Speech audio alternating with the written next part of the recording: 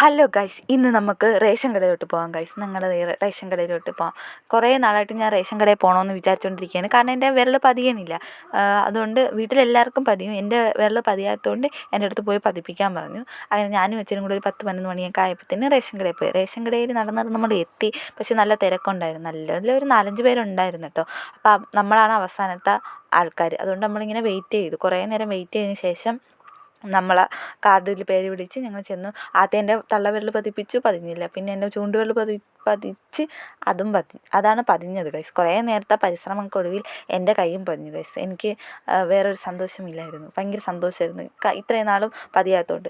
അങ്ങനെ ഞങ്ങൾ റേഷൻ കടയിൽ നിന്ന് അരിയൊക്കെ മേടിച്ചിട്ട് ആ സാധനങ്ങൾ അവിടെ തന്നെ വെച്ചിട്ട് നമ്മൾ മീൻ മേടിക്കാൻ വേണ്ടി ചന്തയിലോട്ട് പോയി കേട്ടോ. ഇപ്പോൾ അവിടെയും നല്ല തിരക്ക്. 10-11 മണിയൊക്കെ അപ്പം മീൻ വരും.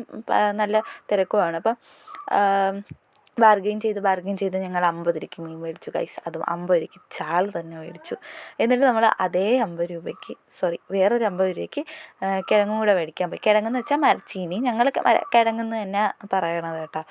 അങ്ങനെ കിഴങ്ങൊക്കെ മേടിച്ചിട്ട് ചായ കുടിക്കാൻ വേണ്ടിയിട്ട് അടുത്തുള്ള അത്തൻ ജ്വല്ലറിയുടെ കടയിൽ കയറി. അത്തൻ ജ്വല്ലറിയുടെ ബേക്കറി കയറിയിട്ട് ചായയും പഴംപൊരിയും തിന്നു. അപ്പോൾ അവിടെ നിന്ന് അത്തൻ ജ്വല്ലറിയുടെ കലണ്ടർ കിട്ടിയിട്ട് ഞങ്ങൾ അവിടെ നിന്ന് ആട്ടയും പിടിച്ചുകൊണ്ട് റേഷൻ കടയിലോട്ട് പോയിട്ടാ. റേഷൻ കടയിലാണ് ഞങ്ങളെ സാധനം ഇരിക്കുന്നത്, ഞങ്ങൾ എടുക്കണ്ടേ. അപ്പം റേഷൻ കടയിലോട്ട് പോയിട്ട് അവിടെ നിന്ന് സാധനങ്ങളും എടുത്ത് തിരിച്ച് നമ്മൾ വീട്ടിലോട്ട് പോയി ഗൈസ്. അപ്പോൾ വീഡിയോ ഇത്രയേ ഉള്ളൂ.